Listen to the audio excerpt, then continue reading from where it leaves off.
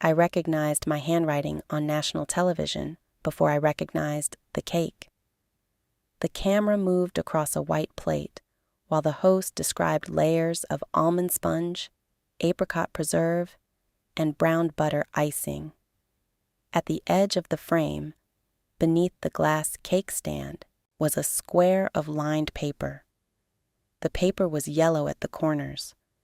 2 words were visible in blue ink. Fold gently. The F leaned forward. The Y dropped below the line and curved left.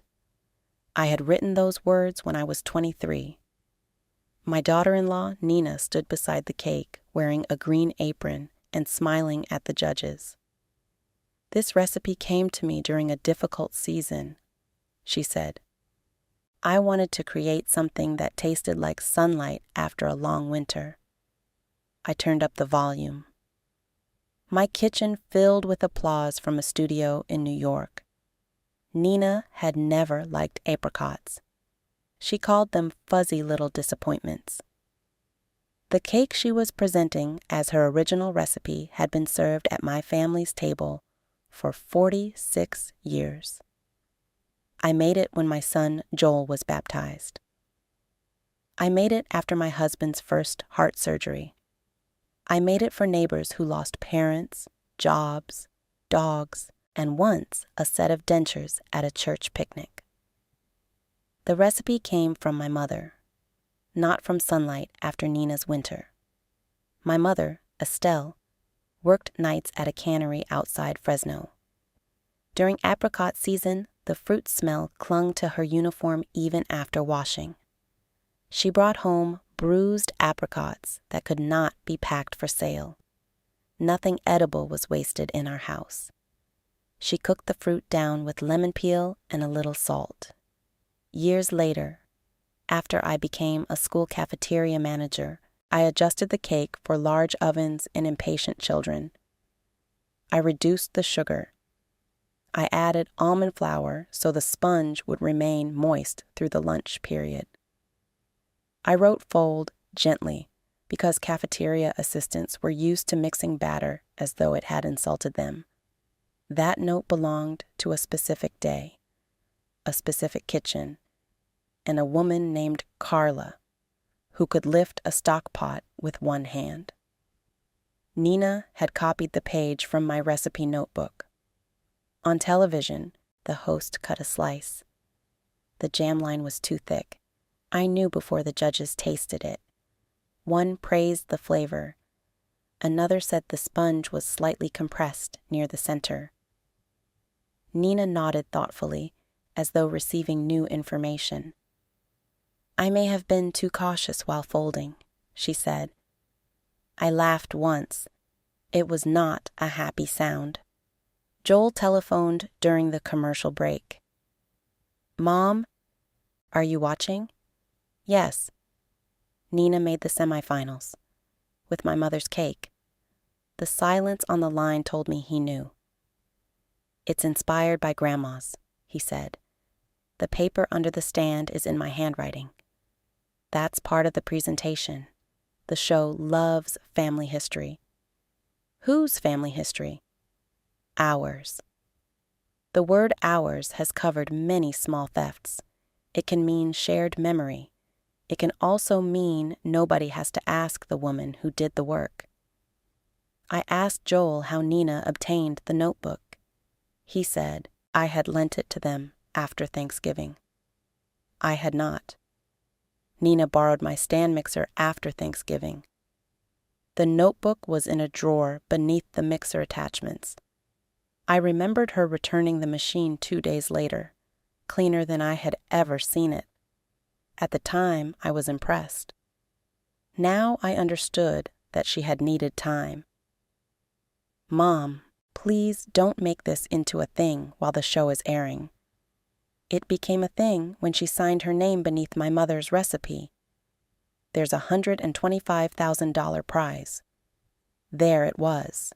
Not the first lie, but the first honest number. Joel said Nina planned to use the prize to open a baking studio. He described children's classes, community events, and a line of preserves. The dream was detailed. The permission was missing. Did she sign anything saying the recipe was original? I asked. Those forms are standard. That means yes. Mom, I'm going to call Nina. Wait until tonight. Why? He lowered his voice. Because the episode was recorded 6 weeks ago. She already made the final. The program advertised itself as live. Only the result episode would be live. Nina had passed another round with my cake and had said nothing. I ended the call. The recipe notebook was not valuable in the way an antique dealer understands value. Its cover was brown vinyl. The metal rings did not close properly. Several pages carried grease circles, flower fingerprints, and one streak of purple marker from Joel's childhood. Inside were recipes from women whose names rarely appeared on anything official. Estelle's apricot preserve, Aunt Marcy's pepper biscuits, Mrs. Vang's scallion pancakes, written after she taught our cafeteria staff to make them for Lunar New Year, Carla's cinnamon rolls, my own notes about converting home measurements into 400 servings. The notebook was not a single recipe. It was a record of women feeding people under pressure. Nina had reduced that history to a prop beneath a cake stand. I called my sister Lorraine. She is 8 years younger and remembers our mother differently. Where I remember exhaustion, Lorraine remembers singing. Where I remember strict budgets, she remembers the smell of fruit. Both memories are true. When I told her about the contest, Lorraine did not become angry immediately. She asked to see the footage. I sent the clip. 5 minutes later, she called back. That is Mama's plate. I had been so focused on the recipe page that I missed it. The white cake plate had a ring of tiny green leaves near the rim. It belonged to our mother. After Estelle died, Lorraine and I divided her kitchen things. I received the recipe notebook. Lorraine received the cake plate. Did you lend it to Nina? I asked. She borrowed it for Joel's birthday photographs in March. It was now September. Nina had been assembling the presentation for months. Lorraine's anger arrived. It was loud and creative. She wanted to call the network, the sponsor, a newspaper, and Nina's mother. I asked her to wait. Why should we protect her? We are protecting the truth from becoming family shouting before we know the contract. My years managing a cafeteria taught me that when 400 children are hungry, the person who speaks loudest may still be wrong about why the freezer stopped working. You check the breaker first.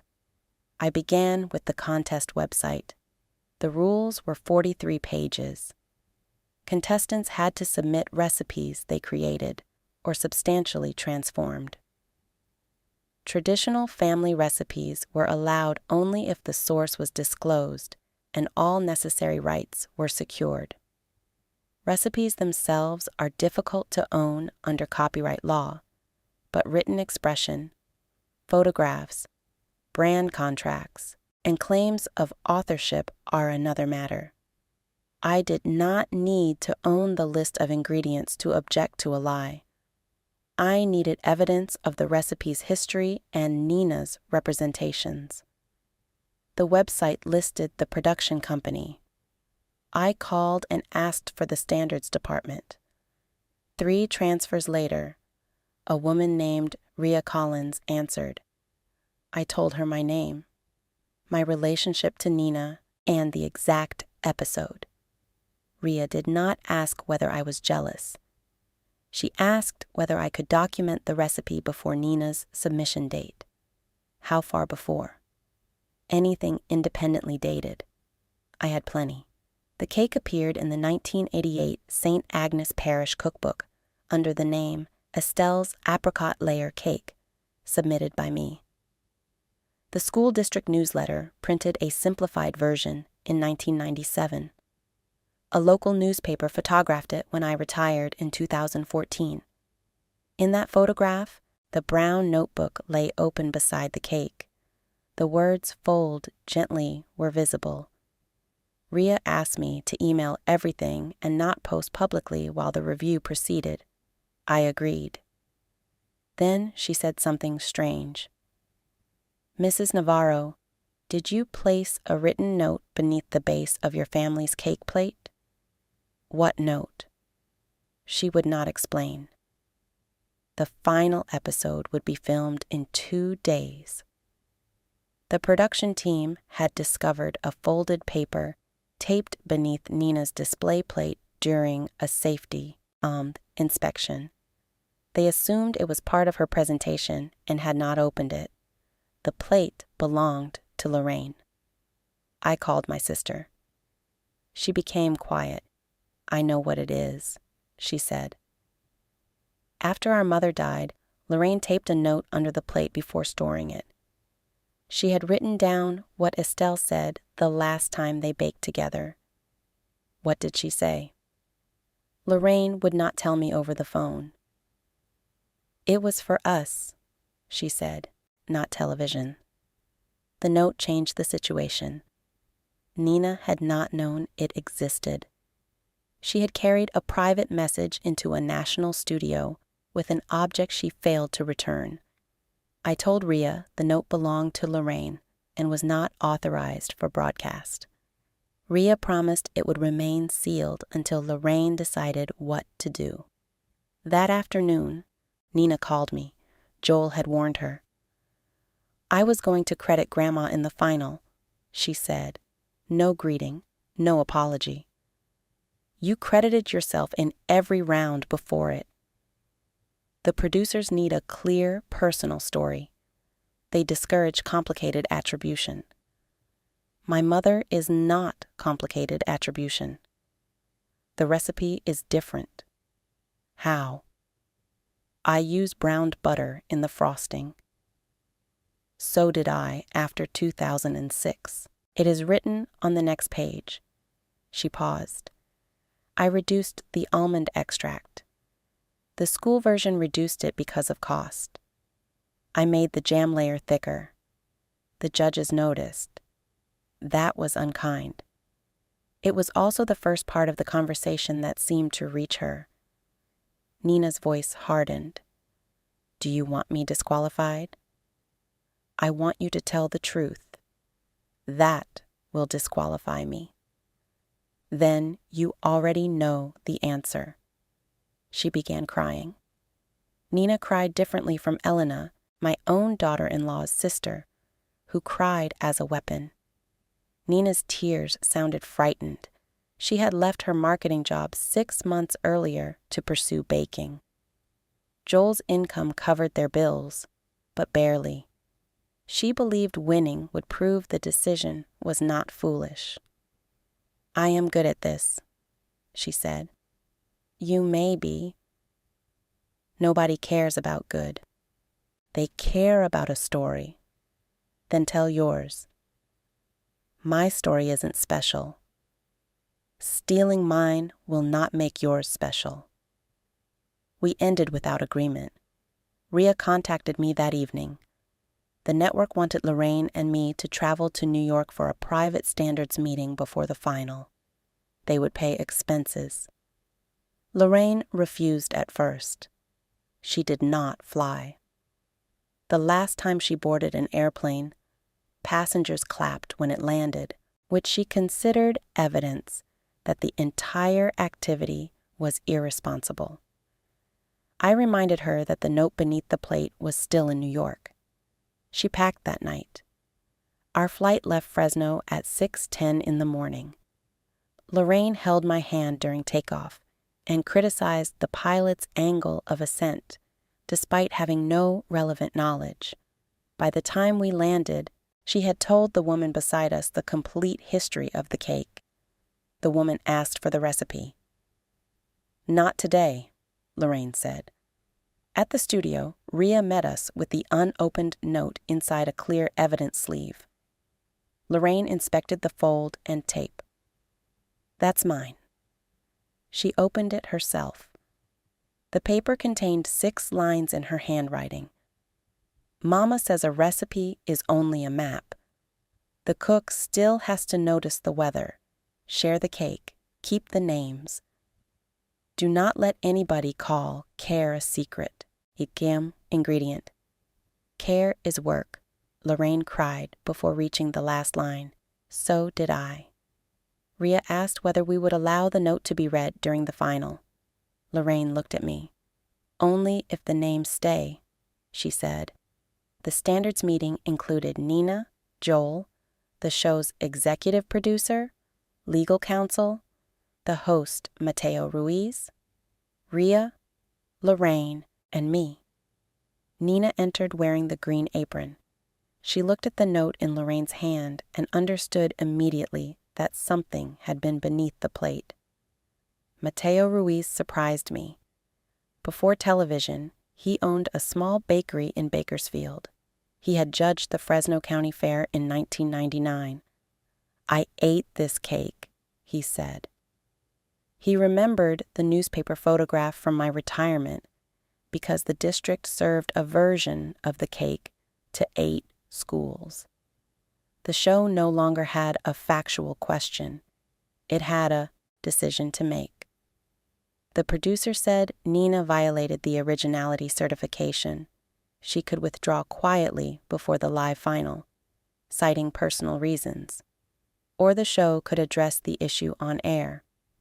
Nina asked whether she could remain if she credited Estelle and me. Legal counsel said the rules did not allow a corrected attribution after false certification. She looked at Joel. He looked at the table. I felt pity then, not enough to change the facts, enough to understand the devastation on her face. Nina had built months of hope on a foundation she knew was weak. The collapse was not less painful because she caused it. "Could the cake remain?" I asked. Everyone turned toward me. I did not mean Nina should compete. I meant the final episode could tell the history of the recipe, the work behind it, and why attribution matters. The prize money should go to an eligible finalist. The program could create something else if it wanted to repair the harm. Lorraine added, a scholarship for cafeteria workers. Mateo smiled. The sponsor was a national grocery chain. After several calls, it agreed to fund an annual culinary education grant for school food service employees. The amount was $20,000, not $125,000. It was also real. Nina withdrew. She refused to appear in the segment. Joel stayed with her at the hotel. Lorraine and I entered the studio for the live final, carrying Estelle's plate. I did not wear a green apron. I wore my navy cardigan because television lights make every sensible person look feverish. Mateo introduced us after the second finalist presented. He did not name Nina. He said the show had learned that a recipe presented earlier in the season carried a deeper documented history than the audience had been told. Then he asked me where the cake began. "In a cannery," I said. I told the audience about bruised apricots. I told them about Estelle's uniform, Lorraine's cake plate, Carla's strong arms, and hundreds of school children who ate versions of the recipe before Nina was born. Mateo read Lorraine's note, "Share the cake, keep the names." The studio was silent. Then the audience applauded. I did not experience it as victory. Applause is warm and brief. The names were what mattered. The grocery sponsor announced the Estelle Navarro School Kitchen Scholarship. The first grant would support a cafeteria assistant studying nutrition. When the cameras stopped, A production assistant asked whether she could taste the cake. Mateo cut it. The jam layer was still too thick. Lorraine whispered, "Mama would complain." We both laughed. Nina and Joel returned home before us. For 3 months, they did not visit. Joel called every Sunday. At first, he talked about anything except the contest. Weather, his car, a neighbor's fence. Eventually, he said Nina felt publicly humiliated. Her name was never used, I said. People figured it out. People watched her present the cake for 6 episodes. He had no answer. I asked whether he understood why his request that I stay silent had hurt. I was trying to protect my wife. From a consequence or from a false accusation? A consequence. That honesty was useful. Nina returned the notebook by insured mail. She also returned Lorraine's cake plate. Inside the package was a short note. I am not ready to talk, but these were not mine to keep. No apology. Still, it was the first action pointed in the correct direction. The scholarship received 47 applications its first year. Lorraine and I served on the selection committee with 2 district nutrition directors and Mateo. The first recipient was a woman named Celia Park, who worked breakfast service at an elementary school in Sacramento. She planned to study food science and redesign allergy-safe menus. At the award lunch, Celia brought sesame rolls her grandmother taught her to make. The recipe card included the grandmother's full name in 3 languages. Lorraine nudged me beneath the table. She understands. 6 months after the contest, Nina asked to meet in my kitchen. She brought a cake, not apricot. It was a black tea sponge with roasted pears and sesame brittle. The layers leaned slightly. The flavors were hers. We tasted it in silence. It was excellent. I made 17 versions, she said. The pears need less time. She laughed despite herself. Then she apologized. She apologized for taking the notebook, borrowing Lorraine's plate without returning it, signing the originality statement, and asking Joel to manage me instead of telling me the truth. She did not blame the producers. She did not mention pressure until after naming her choices. I thought if I won, the lie would become a small part of a good outcome, she said. A result does not travel backward and purify the method. I know that now. Nina did not open a baking studio, not then. She took a job at an independent bakery where nobody knew about the show. She started at 5 in the morning, scaled recipes, washed equipment, and learned what consistent production required. 2 years later, she opened a weekend stall at the farmer's market. Her sign reads, Nina Ross Bakes. No heritage language, no borrowed photographs. She sells the black tea pear cake. I helped her reduce the roasting time. She credits me for that adjustment on the printed recipe card. The apricot cake remains in our family. I copied the old notebook into a digital archive and wrote the source beside every recipe I could identify. Some origins are incomplete. Where I do not know, I write, unknown contributor, do not erase. The original notebook now rests in an archival box. We still use it, but with clean hands and a support cradle, Lorraine insists makes us look like museum thieves. Every April, during apricot season, we bake Estelle's cake for the scholarship lunch. Nina attends some years. She does not make the cake. That is not punishment. It is respect for a boundary that has meaning because of what happened. At the latest lunch, a student asked why the recipe includes the instruction fold gently in my handwriting. I told her about Carla and the cafeteria batter. Then Nina added, and because forcing something to come together can ruin the structure. Our eyes met. She was talking about cake. She was not only talking about cake. My mother said a recipe was a map. Maps do not cook. They do not notice the weather, repair an error, credit the person who drew the first route, or decide when a road should remain private. People do that work. Care is not a secret ingredient. Care is work. So is truth. There was one consequence I did not expect. After the final aired, people began mailing recipes to the scholarship office. Some envelopes contained careful family histories. Others contained index cards with no source beyond grandma. Several included arguments. One woman wrote that her sister claimed exclusive ownership of their father's barbecue sauce, even though both daughters learned it at the same table.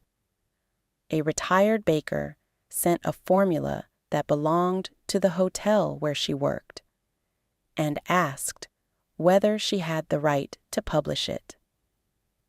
A high school student mailed a dumpling recipe accompanied by 6 different spellings of her great-grandmother's name. The contest had opened a door we were not prepared to manage. Ria suggested creating an online archive. I refused at first. The whole problem began because a private notebook traveled farther than its owner intended. An archive could repeat the mistake at scale. Mateo proposed something smaller. Once each quarter, the scholarship would host a recorded conversation about one submitted recipe. Nothing would be published until every contributor signed a clear permission form. Families could choose to share the story without sharing exact measurements. That distinction interested me. Food culture often treats women's knowledge as both priceless and free. People praise secret recipes while expecting the cook to surrender them for exposure. We designed the form in plain language. Who taught you? Who else contributed? What may be published? What must remain private? May this material be used commercially? Who can withdraw permission? The lawyer thought the form looked amateur. The cafeteria workers thought it looked readable. We kept it. Our first conversation featured 2 sisters and their father's barbecue sauce. They arrived prepared to argue. By the end, they discovered that each had changed the recipe in a different direction after their father died. One added coffee. The other used orange peel. Neither version was the original anymore. Both carried him. They published the story and kept the measurements private. That became our model. Nina watched the recording online. The next time we met, she said, "I wish somebody had asked me those questions before the show." The application asked whether the recipe was yours. She accepted the correction. "I wish I had been willing to answer the question I was given," she said. That was better. Joel's part took longer. He believed his mistake was supporting his wife. I believed his mistake was deciding support required, managing my reaction. We discussed it during a walk along an irrigation canal, where he used to catch tadpoles as a child. "You always say, marriage means standing beside your spouse," he said. Beside, not in front of her, holding a shield made from somebody else. He kicked a stone into the dry grass. What was I supposed to do? Tell her to quit before the final? Yes. That would have crushed her. Instead, you let the truth do it in public. He stopped walking. Until that moment, he had treated my phone call as the cause of Nina's disqualification.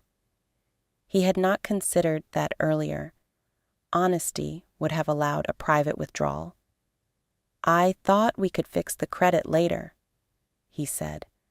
Credit was not a label missing from a display. She signed a declaration. "I know.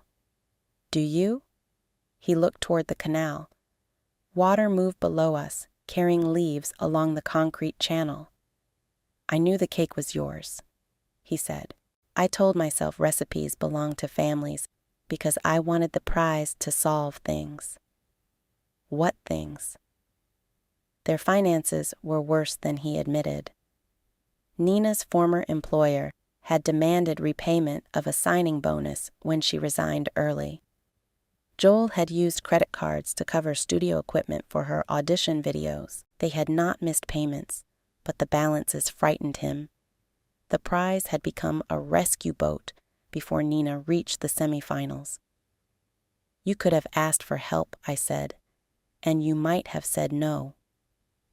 That answer returned again. The fear of no had done more damage than no itself could have done. I did not pay their debt. Joel took overtime work. Nina sold equipment she did not need. They met with a nonprofit credit counselor and created a plan that required 30 months rather than one televised miracle. When they made the final payment, Nina baked the pear cake.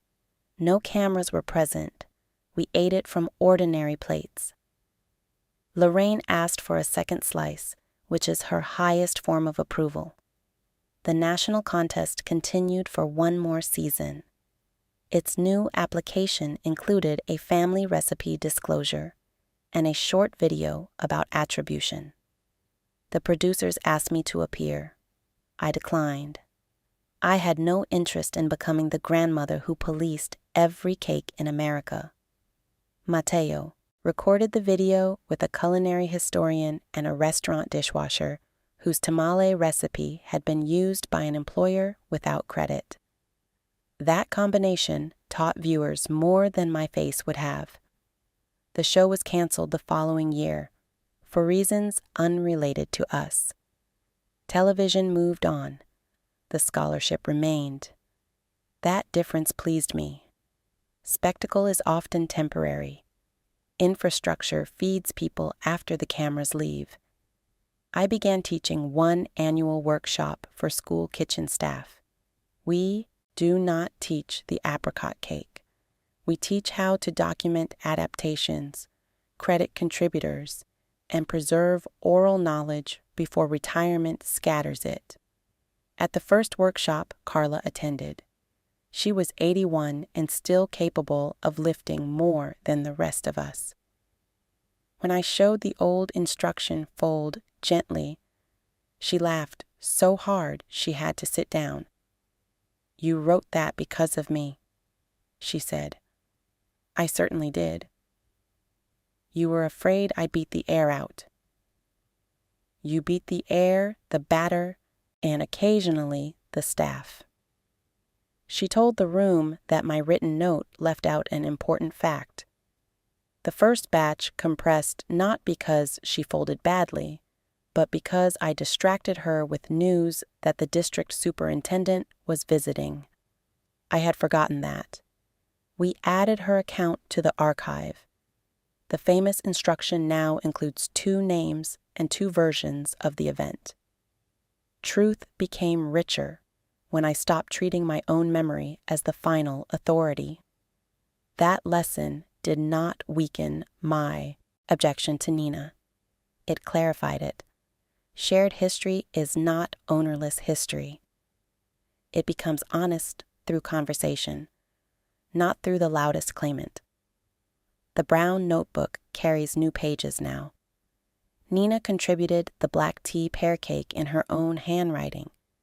Below the ingredients, she wrote, "Developed through 17 trials." Roasting adjustment suggested by Evelyn Navarro, tasted and criticized by Lorraine Navarro. Lorraine crossed out criticized and wrote improved. We left both words visible. The page makes me smile whenever I open the binder. No recipe is pure originality. Every cook inherits techniques, ingredients, language, and taste. The ethical line is not between influence and isolation. It is between receiving something and erasing the person who handed it to you. Nina crossed that line on television. She found her way back in kitchens where nobody applauded. That return mattered more than the prize.